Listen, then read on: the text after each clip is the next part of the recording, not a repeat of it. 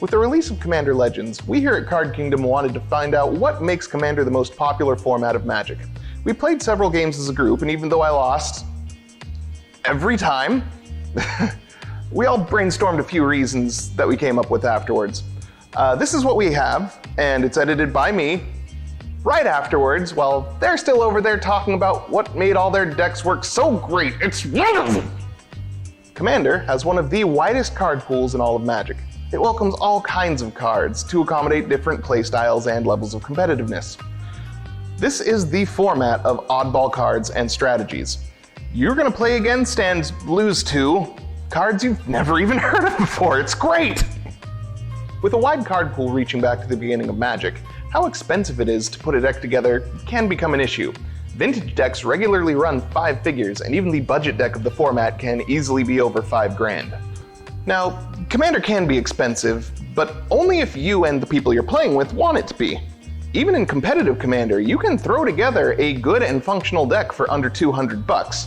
There's a subformat of Commander called 2DH, which was pioneered at our Seattle Mock store, shout out to Joel Miller and the Mox 2DH crew, where no card in your 99 can be over $2. You certainly can foil out your deck and spend vintage levels of money if you want to, like, say, throwing in a Tabernacle at Pendrell Vale in a game we said would be casual, Charlie! But if you just want to play, you can find a deck that will fit both your style and your budget. One thing that helps keep the cost of entry down in Commander is that it's a singleton format. You only need one of any given card in your deck, outside of basic lands.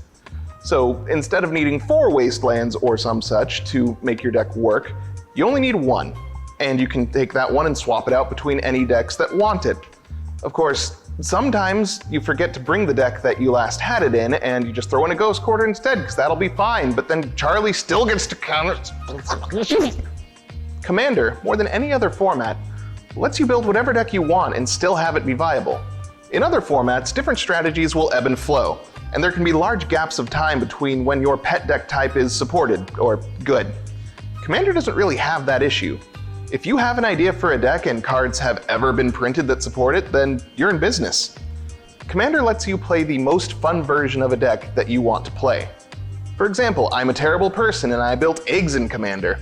If you don't know what that means, you're probably a happier person for it. What kind of decks do you like to play? What kind of strategies do you like to throw together? Let us know in the comments below. Weirdest one wins 10 internet points.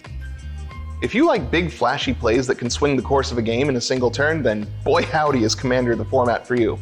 In a lot of other formats, when somebody takes their big turn or goes off or whatever, it's cool, but the game usually just ends on the spot.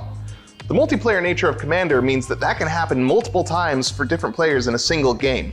Somebody will jump way out ahead, and the rest of the table will band together and fight against them until things are close to parity again, and then someone else will take their shot and the pattern will repeat. Big turns can still end the game, or at least knock a single player out of the game, like when Charlie looped their Gravecrawler out of their graveyard and pointed all the copies of Bitter Ordeal at just me, but usually it's something that the rest of the table can see being set up and respond to. Usually, who plays Bitter Ordeal, honestly? If you found yourself here on the internet, you probably agree that Magic is a fun game. One of the only real hitches it has is that when you get a large group of friends together, most 60-card formats aren't really built to be playing multiple friends at once. Even if you get a draft going, you get 8 friends together, you draft as a pod, you deck build together, and then you still have to split up into those groups of 2, so it's kind of hard to interact with that game while you're trying to concentrate on yours. Commander solves that problem at least a bit by being built for multiplayers. So that same group of 8 that was drafting can split into 2 pods of 4.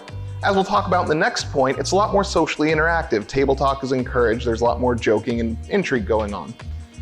Commander is a format that is built to be able to play with and tilt out more of your friends at once. One-on-one Magic is a game that rewards people with specific skills. Deck building, strategy, technical play, and so on. Commander and multiplayer formats add a whole new set of skills to the game, so if you aren't the best technical player, maybe you're really good at the politics side of it. Maybe you know when to team up with somebody. Maybe you know exactly when attacking the person you made that agreement with will hurt the most, Charlie. We agreed, a full turn with no attacks. We specifically said. Magic is a good way to meet new folks and make friends, and Commander, statistically speaking, is its most played format. Most any friendly local game store you come across with any kind of Magic scene is going to have Commander players in it. And you can always find a pod at any larger Magic events. even if it may be a while before those happen again. But whether in person or online through a service like Spelltable, if you have a Commander deck, you have a way into almost any Magic community to make new friends. So, why is Commander the most popular Magic format? It's almost endlessly customizable, it gathers people together, and it scales to the needs of whatever playgroup you may find yourself with. Even if that playgroup includes someone like Charlie. I'm fine!